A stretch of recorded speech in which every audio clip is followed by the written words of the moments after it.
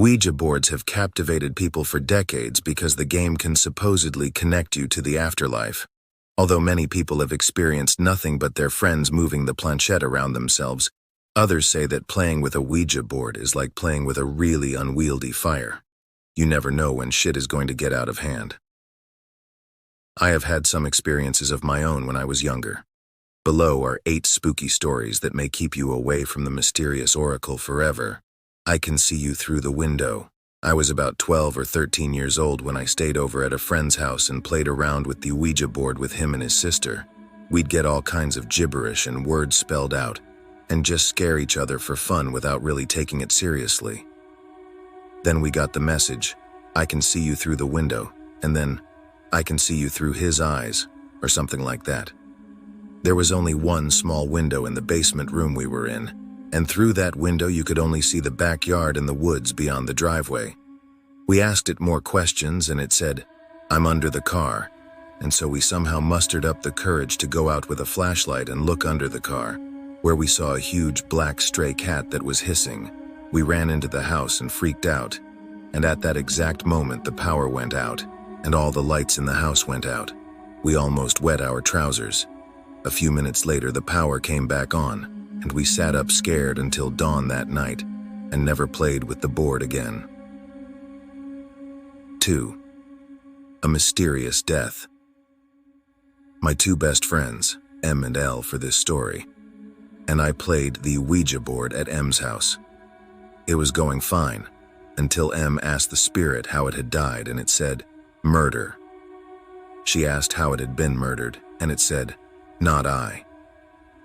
It gave its name as something older that I can no longer remember, and gave us a date in the 1800s. It started to get heavy. The whole room felt different, and the little thing on the board was ripped out of our hands and went across the room. We stopped playing immediately after that. M's mom died of cancer a week later.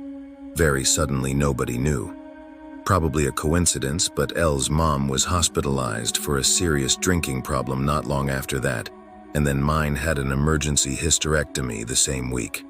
I have since then experienced things that I don't think I would have without this experience. Voices, a dark shadow, footsteps. I wonder if I'm haunted sometimes still, and it's been 9 years. 3.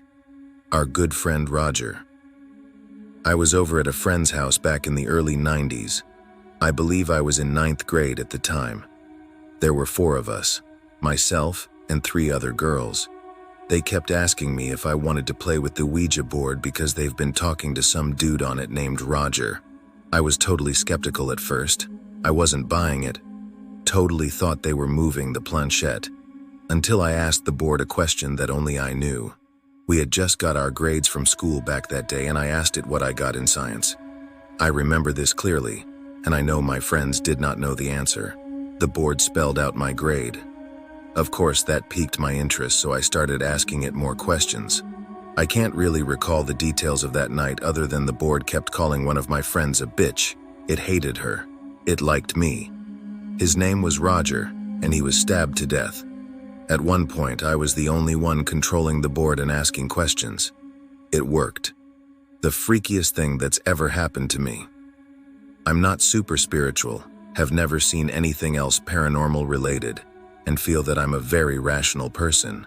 All I know is something supernatural was controlling that board without a doubt. 4. The case of the vanishing board. We were hanging out in a friend's dorm room and busted out the Ouija board. There were a few of us who had used them before and a few who hadn't that were quite skeptical. It was about 11 p.m. and the communication with the board was going quite well. Gary, one of the skeptics, kept calling bullshit to the whole thing. We convinced him to sit on the floor with us and give it a shot. His first question, "Is this for real or just a bunch of bullshit?" The planchette zipped to no. "Fine," he says, still not believing. "Prove it." No sooner had he finished that statement when the lights in the room flickered and the building's fire alarm went off. This freaked us all out, and we left the room to follow fire alarm procedures. After about 20 minutes, campus safety said it was a false alarm and let us all back into the dorms. When we arrived back up to our friend's room, the Ouija board was gone. No one took it with us and the room was left locked. 5. A creepy Christmas greeting. I got an Ouija board for Christmas when I was in 6th grade. Great Christmas present, huh? That night, I went over to my best friend's house and brought the Ouija board with me. We went up to her room, set it on the floor, and asked, "Is there anyone in the room with us?" The planchette spelled out Ruth, which was my grandma's name and her great-aunt's name. Both my grandma and her great-aunt had died that year. We threw the board back in the box and were totally freaked out.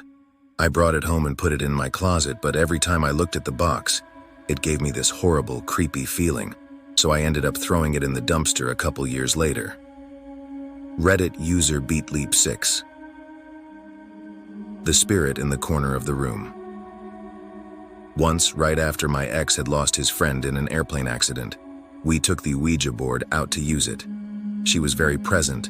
She was very scared and alone and desperate for communication. We stopped using it, and immediately I felt this presence in the corner of the room. I closed my eyes to take a deep breath. Suddenly, the pointer started moving rapidly around and going too fast to spell out the words. It was terrifying. I refused to use the Ouija board again. I immediately felt exhausted, completely and utterly drained. I lay down and had a nap. I was asleep for exactly 30 minutes. I woke up, bolted out of bed. I closed my eyes for a second to adjust myself to where I was, and I saw this spirit skeletal thing standing in the corner of the room. It suddenly rushed at my face and started screaming at me with a big, gaunt mouth. I opened my eyes and started screaming at my boyfriend to get it off me. I could feel it, so oppressive and aggressive, trying to get on in me. I ran from the house screaming and shaking. I don't think I ever used the Ouija board again. One day it disappeared from my bedroom. It completely vanished. I have never found it. I have no explanations for what happened to it. 7. The figure at the window. When I was around 12-14, one girl brought an Ouija board to my friend's birthday slumber party. I was pretty skeptical, but also really curious about it, as I had never used one before. We took turns asking questions, and I just figured someone else was moving the planchette. The other girls were pretty creeped out, but I wasn't until it answered a question for me that nobody else knows the answer to. To this day, I can't explain how that answer appeared, or any of the other paranormal experiences that happened after we put that board away. I truly believe that we contacted something, and it stuck around. There were just generally a lot of small things, like footsteps above us when we were on the top floor. The door kept swinging open on its own, and the girl who lived there said it never did that on its own before then. The creepiest part was that a bunch of us randomly woke up around 4 or 5 in the morning, and a few girls saw a black figure walking down on the street outside the window. Apparently one of the girls had seen what they thought was the same figure with his face at the window, on the 2nd story, earlier in the night. 8. Secrets of the Lake. When I was little, my mom took out a Ouija board and asked my brother and I if we'd like to play with it. It started out pretty funny. Someone was obviously moving the glass thing, making words like poop and stuff like that. Did I mention we were young enough for that to be hilarious? But then my mom said, "Let's get serious and try to contact someone." Here is where it gets weird. A friend of hers had recently gone missing. He'd been missing for a month or so, and nobody knew where he was. When we asked who it was we're talking to, his name was spelled out. Let's just say it was George, since I genuinely don't remember. When we asked George if he was my mom's friend, he said yes. My mom got visibly upset and asked where he was. "In a lake" was spelled out. It was extremely upsetting, and we stopped immediately. Mom tried to be lighthearted about it, and since I was young, I believed it was no big deal as well, following her lead. About 2 weeks later, they found George's body. He'd been hit by some car or train or something on some bridge, and his body fell into the nearby lake, though it was more like a very large pond. It was a reasonably remote place, so nobody had found it for a while.